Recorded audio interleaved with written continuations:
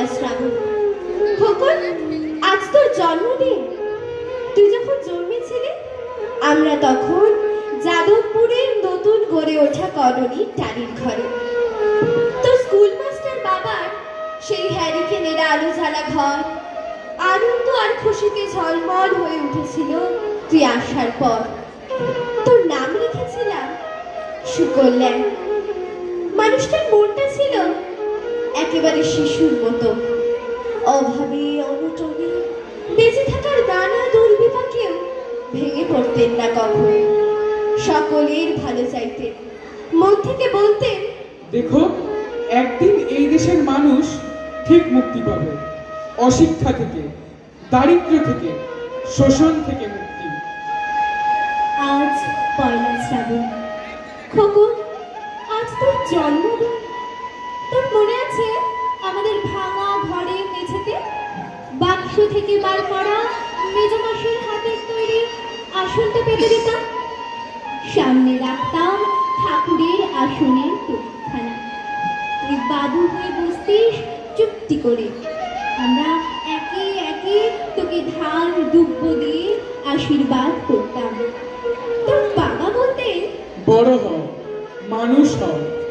তোর বাবার সেই বন্ধু ঘোষ কাকু, উনি বলতেন, বেঁচে পড়তে থাকো। তুই জিজ্ঞেস করতিস, মা বলতে থাকা মানে কি মা? আমি বলতাম না কিছু, শুধু ধান দুব্বই দিতাম আর মনে মনে বলতাম, ঠাকুর আমার খোকনকে মস্ত বড় মানুষ করে তোলুন। ও যেন সত্যি মানুষ হয়, ও যেন কোনো বিপদ না হয় ঠাকুর। কষ্টের সংসারে ওই একটা দিন বাড়তি পয়সা একটু দুধ নিতাম, পায়েস রান্না করে দিতাম তোকে। তুই পায়েস খেতে বড্ড ভালোবাসতিস। তোর বাবা বাসস্ট্যান্ডের দোকান থেকে কিনে আনতেন তোর প্রিয় মিষ্টি ছানার গজা। সামান্য স্কুল মাস্টারিতে কি বা হয়, ঘরে বসে ছাত্র পড়িয়ে আসতেন তিনি। দাউ দাউ অভাবের আগুনে সে রসদ করতে সময় লাগতো না।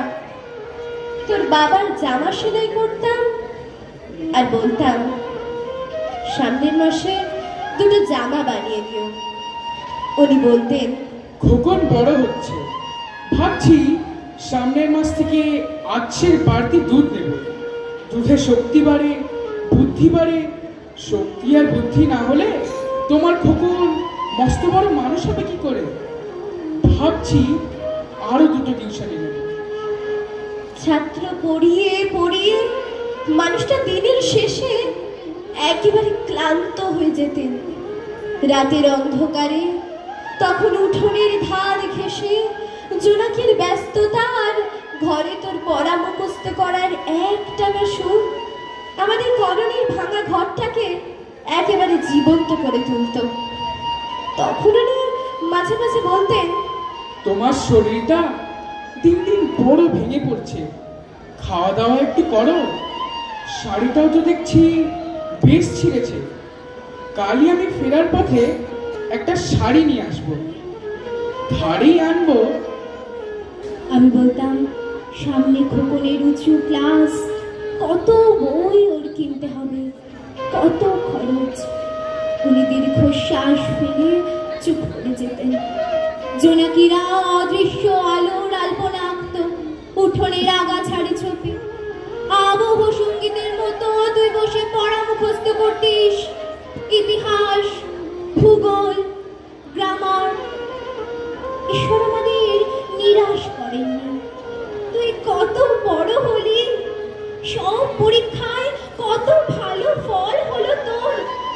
তোর বাবা বললেন, আরো পড়ো, উচ্চ শিক্ষাই উচ্চ সম্মান অর্জনের একমাত্র পথ। তুই আরো পড়লি, কত বড় চাকরি হলো তোর। মনে আছে খোকন, প্রথম মাসের মাইনে পেয়ে তুই তুই আমাদের জন্য কত কি কিনে এনেছিলি। তখন তো আমরা ফিরে এসেছি শ্যামবাজারে তোর 2 কামরার সাজানো গোছানো বেশ বড় ফ্ল্যাটে। অফিস থেকেই তো দিয়েছিল। সেই ঘর, সেই বারান্দা, কত স্মৃতি, কত ছবি। সে বাড়িতেই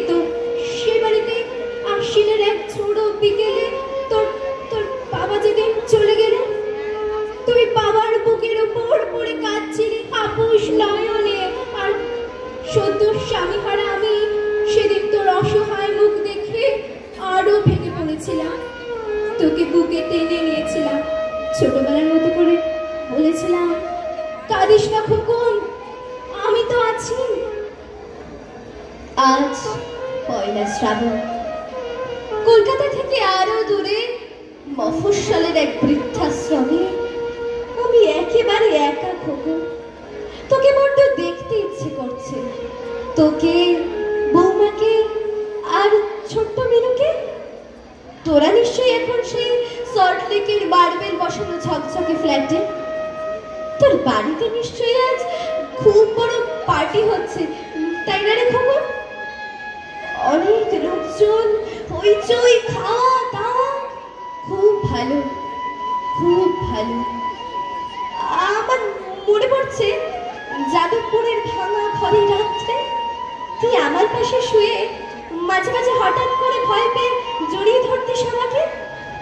আমি বলতাম, ভয় কি রে খোকন, যার মা থাকে তাকে কি ভূতে ধরে? তুই নিশ্চিন্ত হয়ে ঘুমিয়ে পড়তিস আমার বুক জুড়ে। তোর আধুনিক সংসারে এই বুড়িটার একটু ঠাই হলো না রে? প্রতিবার তো মা, ওর তো আছে আমার খোকরের মতো কোল আলো করা এক চাঁদের টুকরো। কিন্তু কিন্তু সময়ের কি আশ্চর্য পরিবর্তন! তুই বুঝি এখন আর পায়েস খাস না, নারী খোকন? তুই তুই জানিস না খোকন, আজ সকালে আমি পায়েস রান্না করেছি। হ্যাঁ, তোরই পাঠানো টাকা। সারাদিন সেই পায়েসের বাটি সামনে নিয়ে বসে আছি রে এইখানে, এই বৃদ্ধাশ্রমে, আমার